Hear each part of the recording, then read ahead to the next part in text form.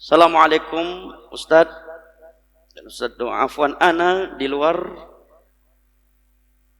tema malam ini. Kelak kita semua akan mati. Saya mau tanya, bagaimana cara kita bisa masuk ke dalam syurga Allah, bertobat dari dosa-dosa besar yang pernah kita lakukan di masa lalu. Kita pernah melakukan dosa-dosa besar seperti meninggalkan salat, berbuat zina, mencuri. Baik, terkait taubat secara umum, Nabi SAW bersabda, "At-taubatu tahdumu ma qablaha kama anna al-Islam yahdumu ma qablah." Taubat menghancurkan, membersihkan seluruh dosa-dosa sebelumnya, sebagaimana Islam membersihkan dosa-dosa sebelum masuk Islam. Dalam hadis yang diriwayatkan oleh Al-Imam Tirmidzi dari Abdullah bin Umar radhiyallahu anhu, Nabi bersabda, "Innallaha yaqbalu taubatal 'abdi ma lam yugharghir." Allah senantiasa menerima taubat seorang hamba selama nyawa yang ditarik, selama dia belum berada di dalam ghargharah. Ghargharah dua maknanya dari kalangan ulama.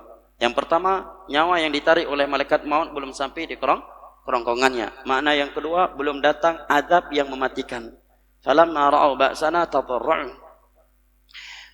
Allah Jalla wa Ala juga berfirman di dalam surat Ghafir, "Qul ya ibadiyalladzina asrafu la taqnatu min rahmatillah innallaha yaghfirudz dzunuba jami'a."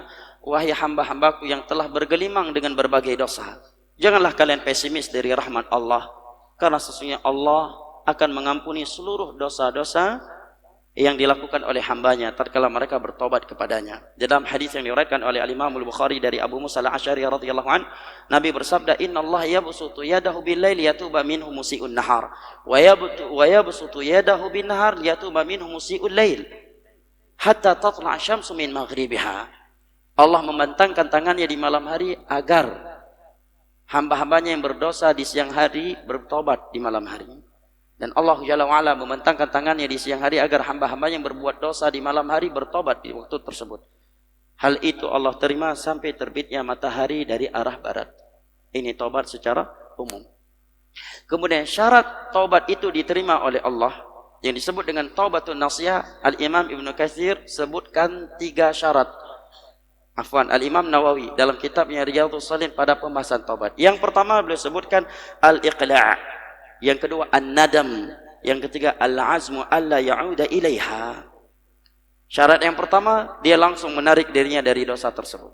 Karena ada orang, saya tobat, saya istighfar, tapi dia tetap masih dalam dosa tersebut. Ya. Ini belum bertobat namanya.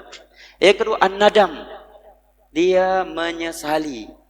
Dia menyesal telah berbuatnya, bukan justru pamer bangga. Nah, yang ketiga al-azmu alla ya'uda ilaihi. Dia bertekad untuk tidak mengulanginya kembali. Ingat, bertekad, bukan harus tidak boleh jatuh lagi. Ini 3 syarat. Para ulama menambahkan syarat yang keempat, itu semuanya ikhlas karena Allah, bukan faktor yang lainnya. Ini apabila dosa tersebut antara dia dengan Allah.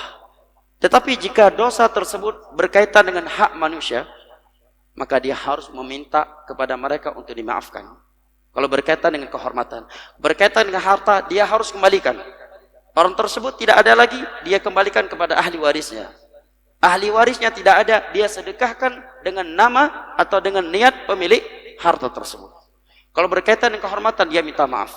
Kalau dia menghibah orang tersebut dan orang tersebut dia tidak tahu, maka cukup dia memperbanyak istighfar kepada orang yang telah ia ghibahi tersebut.